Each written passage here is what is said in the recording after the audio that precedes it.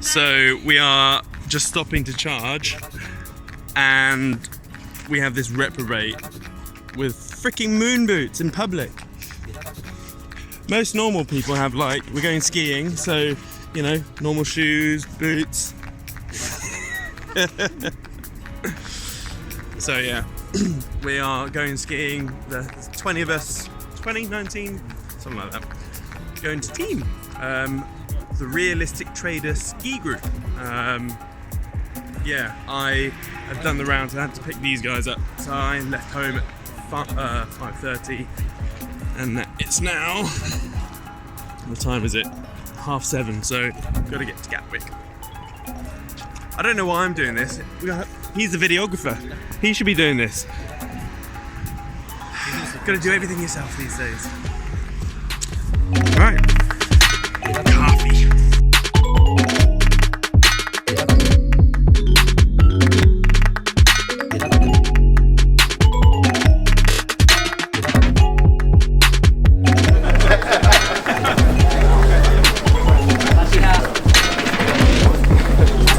This isn't at all embarrassing.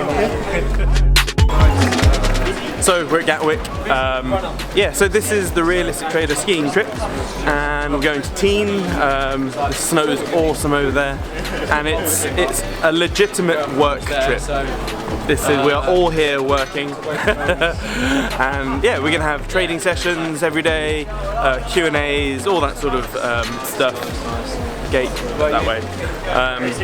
Yeah, it's gonna be good. Board games, drinking, skiing, lots of learning, trading, and oh yeah, so actually we've RT has been working on this trading bot type assistant. I'm not a fan of fully automated trading, I never have been, because whenever you have full automated trading, what most people do, like 99% of people do, is they get lazy with their trading. Instead of delegating their trading to the bot, they abdicate their trading, and they have no idea what they're doing with the stats, blah blah blah. So I prefer a blended approach for trading. So with this assistant, we have a system called the Trendy Jive. It's really good, but one of the things is that we're missing a lot of setups. So if you're like a busy person and you're, I don't want you to bump into anyone. So yeah, if you're like a busy person, right, there are loads of setups that you'll just be missing. And so what this does is it's connected to your account, and then when the bot sees a legitimate, valid setup, backed up by math, so it has a high probability of being a valid setup, it then telegrams you, hey Siam, got a setup here, blah blah blah blah, screenshot of the setup, and it says, it has two buttons, you either press yes or no. If you press no, nothing happens. If you then press yes, the bot will then go and place the trade for you, your risk parameters, your position size, stop loss limits, everything. Yeah, and then it connects to our fancy logging software. I think we're... No, this way. Sorry, not up. And yeah, so that'll be good. And the new log that we have is freaking awesome. Like the stats, like so every closed trade, obviously you can then. In fact, let's backtrack. Normally, when people have a trading log, they have like an Excel spreadsheet or whatever, and having a big list of numbers doesn't really give you a picture or show you what's happening. So with our new log, you can look into any old trade and it will show you a screenshot, or it's a dynamic chart. So it'll show you where you got in, where you got out, and then 60 candlesticks be after the trade, so you can see what would have happened. And that way you can help tweak your strategy. So I could talk all day about this, but I don't want to miss our flight. And I feel like a bit of a knob doing a vlog in an airport like this. So yeah, I'll see you. Oh, we've got a 3-hour drive when we get to Geneva, to the chalet. So see you in a bit.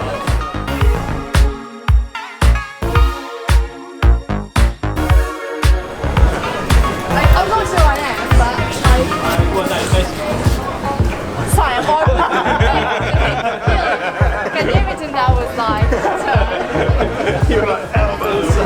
No, shoulders.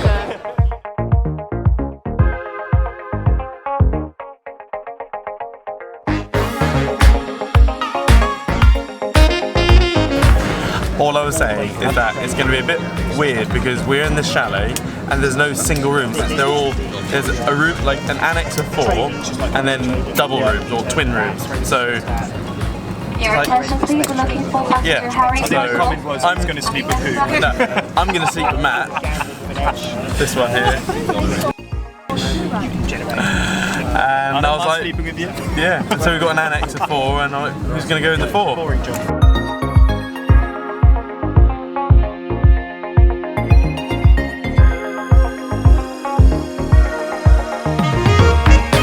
A few moments later.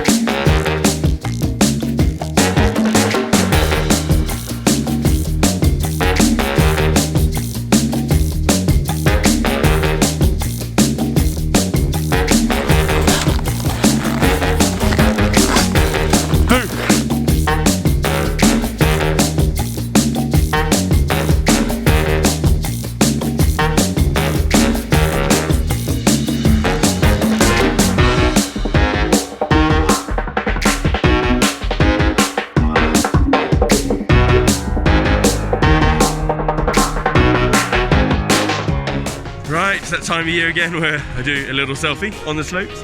Currently at the top of the Marmot, and we're en route to the Folly Douce, my second home. Just waiting for Johnny to come back from a wee. I'm having to use my phone because my videographer has come on a free skiing trip and is not skiing. Like, what the... So yeah, another silly phone selfie. Ah, there's Johnny. So yeah, Folly Douce. I'm sure there's going to be some sort of business or trading, learning nugget somewhere in here. But right now, I am tired and yeah. Bye!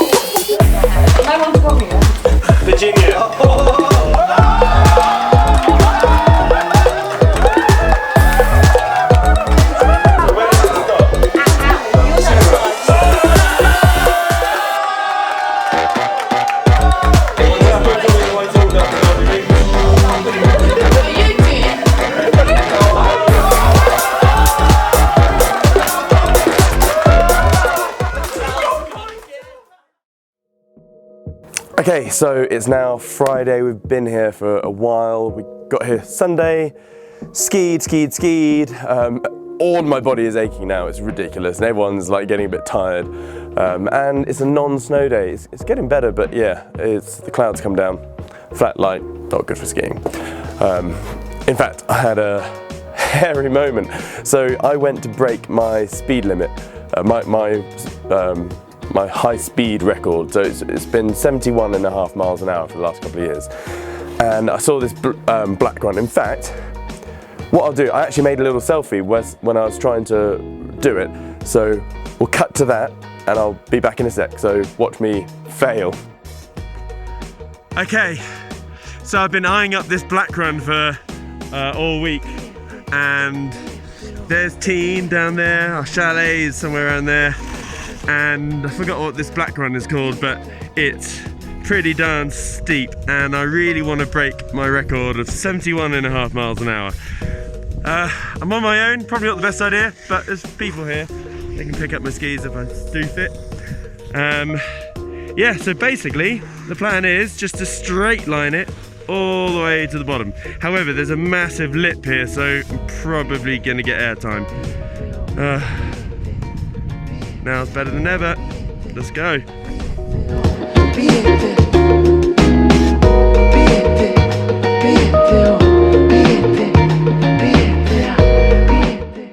Ah, balls. I bottled it.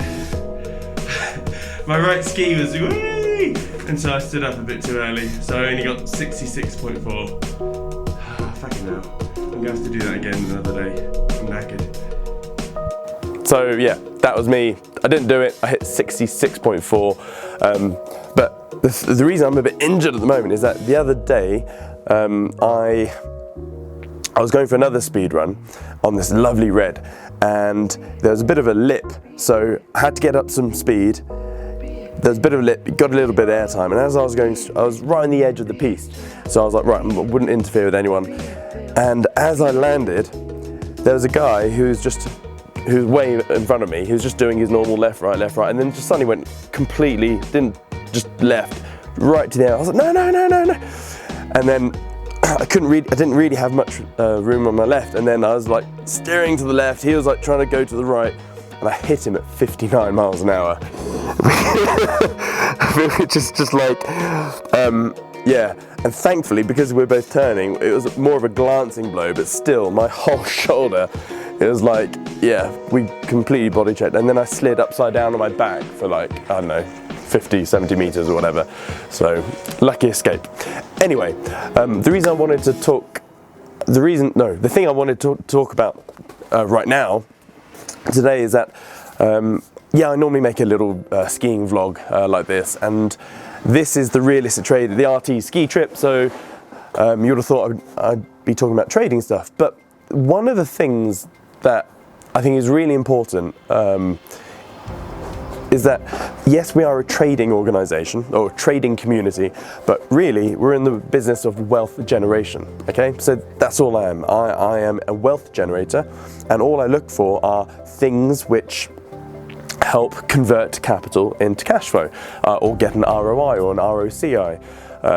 In fact, yeah, return on capital invested is my favourite metric, really. So, one of so we don't just talk about trading here, and I've had a lot of questions today in the Q&A sessions about, you know, mergers and acquisitions and businesses and stuff like that. And I thought, I'm actually going through a really tricky business thing right now. So I'm going through it, so I haven't got any hindsight at the moment. Maybe in later videos you'll see the outcome. But I've got 3 business groups. So I've got a lifestyle group, so the businesses in there fund my lifestyle. I have a scaling group, so the businesses in there I'm aiming to grow and then sell for a lot of money. And then I have a third group, which is what I call my enabler group. And so the businesses in there are things that enable you to do whatever in business. So the end goal for the we're part way there, but the end goal for the enabler group is to have a marketing company, a recruitment company, an accounting firm, a law firm, an insolvency practitioner firm, a PR business, a tech company, and Oh yeah, and a private equity firm, which, yeah, so, and when we have that enabler group fully done, we'll then be able to basically do anything in business, basically acquire new businesses and grow them a lot faster and a lot quicker. Anyway, so in the 3 groups, I have an ugly duckling, and the ugly duckling is called Float Norwich. So I set that up, and I sort of regret setting up, but I do and I don't. I've learnt a lot from Float, and it's a lovely business for someone else, but just not for me. It's the complete ugly duckling, and whenever you buy a new business, it needs to be congruent to your group or your business ecosystem, whereas Float Norwich adds 0 value to any of the other groups. So yeah, I mean, don't get me wrong, it's a really nice business, but just not for me. And the reviews are amazing. Anyway, so this year I decided to sell it. I was like, right, so I can then focus more on the realistic trader, the WAP, and basically buying more businesses and stuff. Oh, mainly getting my school ready. So anyway, so yeah, I wanted to, yeah, so 1st of January I was like, right, I'm going to sell Float, and I created a little funnel, got some interested buyers, and then I sold Float. So it took 2 weeks, and so, or less than 2 weeks, because on the 12th of January, so basically I interviewed by phone a lot of potential buyers, and then met up with the buyers. So I sold it on the 12th of January, which is great. I underpriced it because I just wanted to get rid of it. So the fair market value for Float was like 250 grand. And I sold it for 158 grand. So it was 50 grand up front, and then 3 grand a month for the next 3 years with the debenture. So if they screwed up, I didn't get the business back. So we did that. So we then did an intensive 1 week handover. Literally, we went through everything. And like the business owners, before they bought Float, they knew everything, warts and all, everything, all bank statements, financials, like, yeah, I didn't hide anything. I just wanted my time back. Anyway, so 19th of Jan, we go skiing, and literally the first night we're here, I've had literally an endless stream of WhatsApp messages going back and forth, and basically, the new business owners they don't want Float anymore. They want to back out, and and it's like what?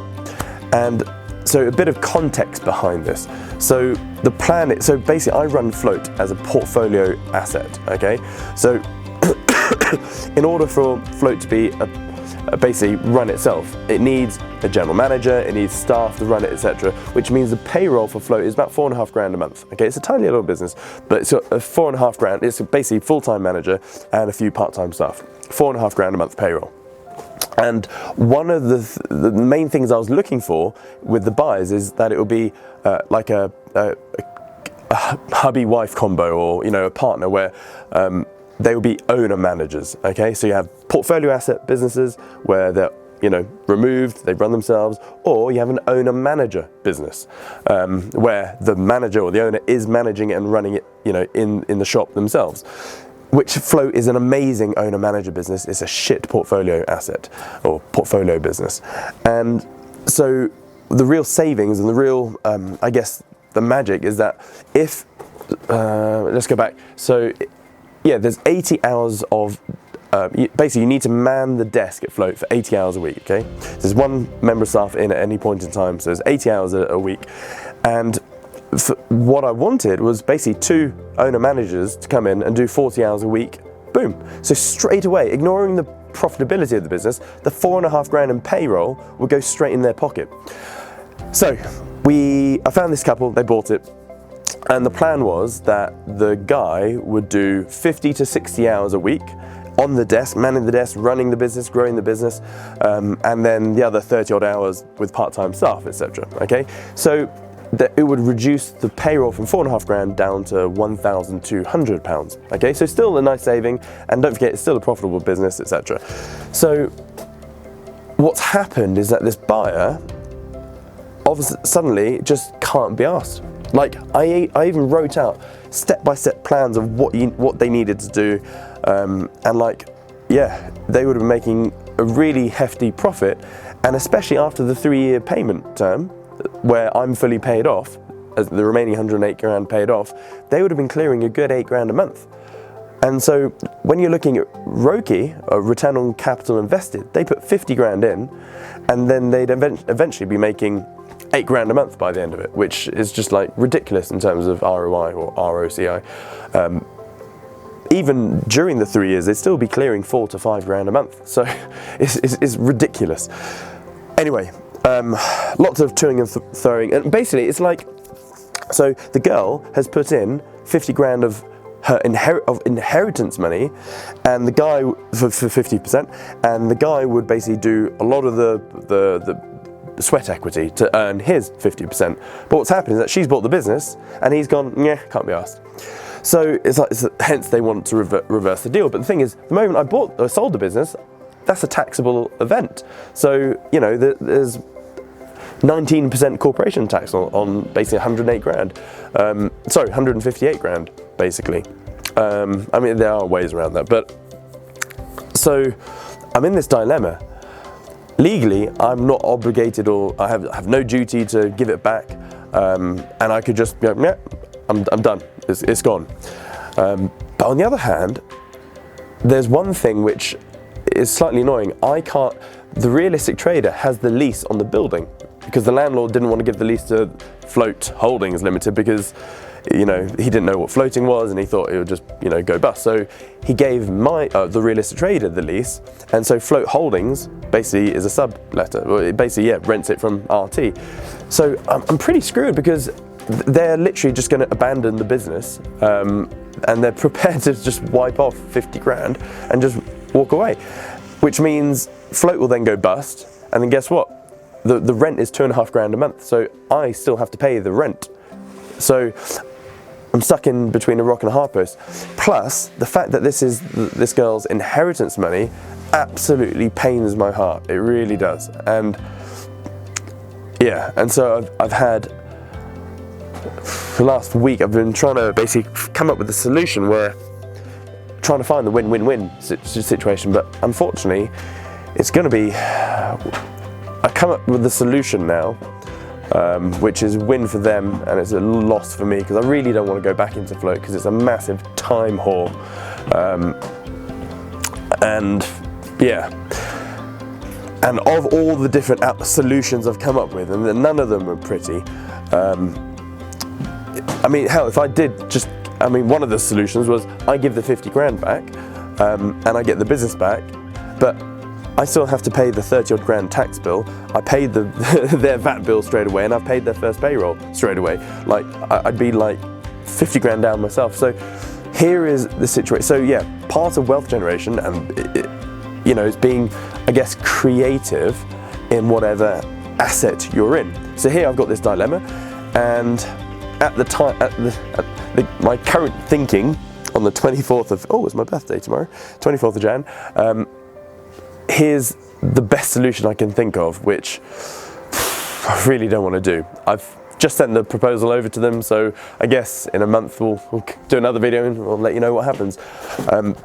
So here's what I've proposed, that I will buy, basically I don't want the lady to lose her 50 grand, I actually want her to make money, and I want to make sure that the clients of Float Norwich are still facilitated and looked after.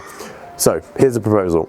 I will buy back Float Norwich for £1, okay? Or I'll buy 80% of the business back for £1. So what this effectively means is I'm sort of turning this into an investment for her. So I keep the 50, which I've already got, and so she's effectively bought 20% of the business for 50 grand, which is fair market value, and I've got something in my eye, I don't know what that is. And so we can then scrap the whole, you know, the 108 grand deferred payment plan. And so she's literally just bought 20% of the business for 50k. And what I'd then do is I'll use that 50 grand and I'll expand Float. I'll put a third pod in, like a bigger one. I'll make it better. We'll get 2 proper full-time staff in, so it's less hassle, blah, blah, blah, and market the hell out of it and grow it and make it extra profitable. So here's the goal. The aim of that is that I work with her, so she will be a silent shareholder. We'll get it really profitable, and then once we're making, I've got it back to making, say, 5 grand a month, I want to get it so as soon as possible we can take $5 a month in dividends, okay? So that way her 20% will be $1,000 a month. So let's say we do that for a year, she'll get 12 grand, which is a great ROI for the 50k she's got, but the goal is to then sell float for 300 grand, okay? So I'll just get the profitability back up, so it's doing, let's say, it's not much, it doesn't, because a lot of it is residual income, so if I get it to do, I don't know, between 50 to 80,000 pounds profit per year, I could then easily sell it for 300 grand. So we'll do that, we'll pimp it all up, tart it all up, make it nice, and then we'll sell it for 300k, and that way her 20% turns into 60 grand. So hopefully she can get a year of divvies, so 12 grand plus the 60 grand when we exit, that's 72, and that's what 72 grand on 50 grand, that's 130% roughly, I think. So, but what it means is that I've got to get back in float, and I really don't want to.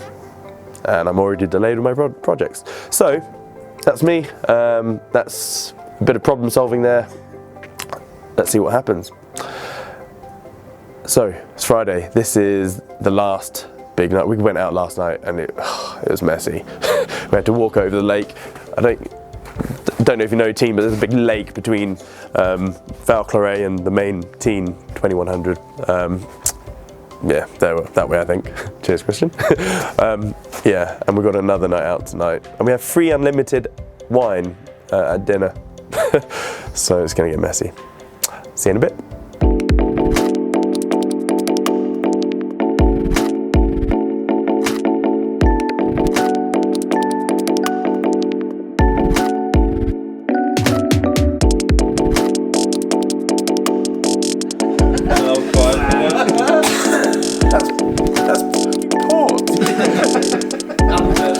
Happy birthday, Simon.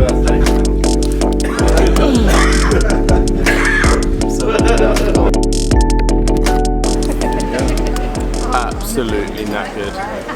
We had to leave the chalet at 5 in the morning. So what does everyone do? Everyone starts drinking.